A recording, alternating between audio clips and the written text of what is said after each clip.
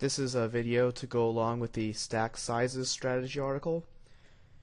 In limit hold'em, your stack size isn't that important, but in no limit hold'em, the amount you buy in for matters a whole lot because of the way it affects implied odds.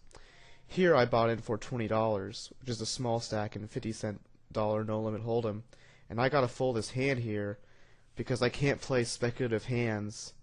Even if that hand was suited, I'd still have to fold that hand because my stack size is just too small to make a speculative hand like that worth playing.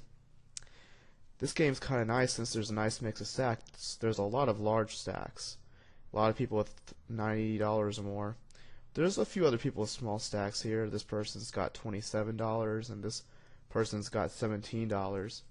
So even if I end up winning a large stack or buying in for a large stack, I gotta keep that in mind. Now here's another hand. I gotta fold. Even if it was suited, I'd still have to fold it. If it was suited and I had a $100 stack, I'd definitely be limping in there. If it wasn't, even unsuited, I consider a limp there with a large stack. But small stack just can't play speculative hands like that. Gotta fold them. I'm really looking with a small stack to get a good hand, raise it up pre-flop, and pretty much get myself all in at the flop.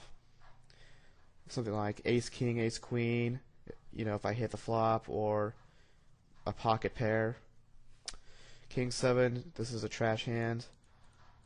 With or without a large stack, it doesn't really matter. I gotta fold that hand.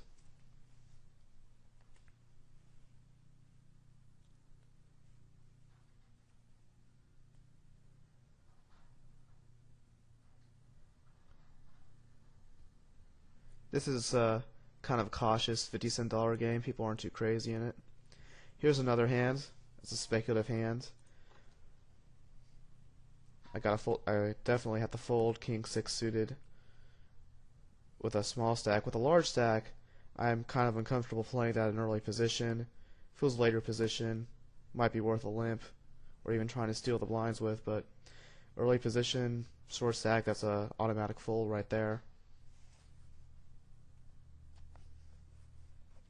Playing a short stack can kind of help you with your tournament play because in tournament play you almost always have a short stack, but it's still different because in tournaments you have antes and the way the chips are worth are just different because you want to avoid being bust. All the money's in the top few places. You want to avoid being busted out. All those issues that just aren't present in a ring game.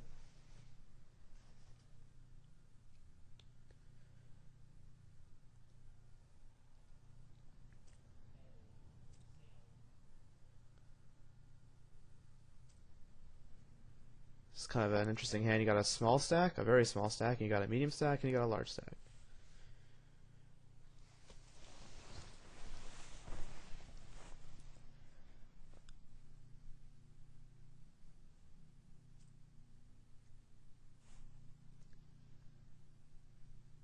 Bets here are kind of small in relation to the pot.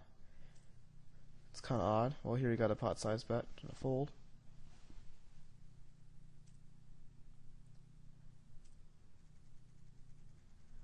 I gotta fold this hand as well. If it was suited and I had a $100 stack, I'd probably limp with that hand.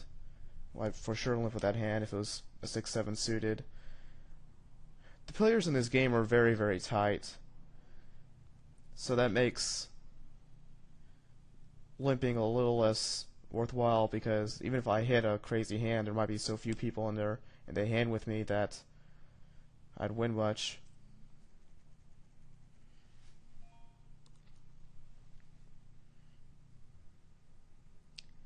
Basically, with a small stack like this, I'm not looking to see a bunch of flops and then decide like you are with a large stack. With a large stack, you can afford to see more flops because hopefully hit something crazy and win a huge pot.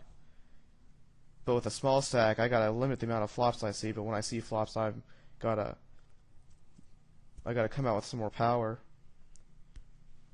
because the amount I'm investing in relation to my stack is much more so than with a large stack.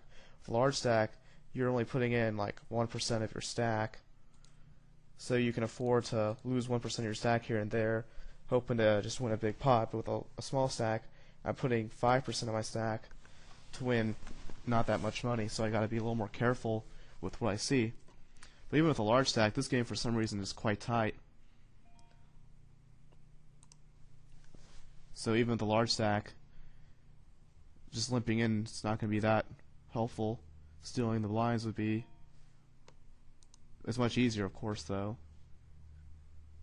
It's kind of hard to get yourself going over stealing $1.50. But you got to think of it as amount of big blinds per hour.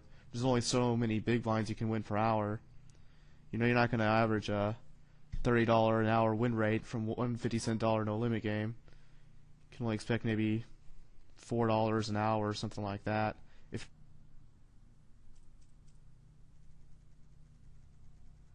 Here we go. Here's a couple of big cards. Good hand to have when you're a short stack. Go ahead and raise here. If I hit ace or queen at the flop, I'm willing to go all in. I might not go all in because I want to drag them out, get paid off. I'm going to go ahead and semi-bluff all in here. I've got outs.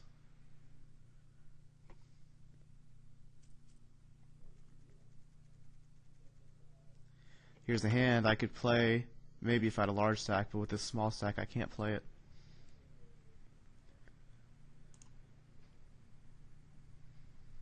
If instead of, say, king, jack, 3, it was more like ace, jack, 3, I wouldn't have gone all in there probably. I probably would have just bet $5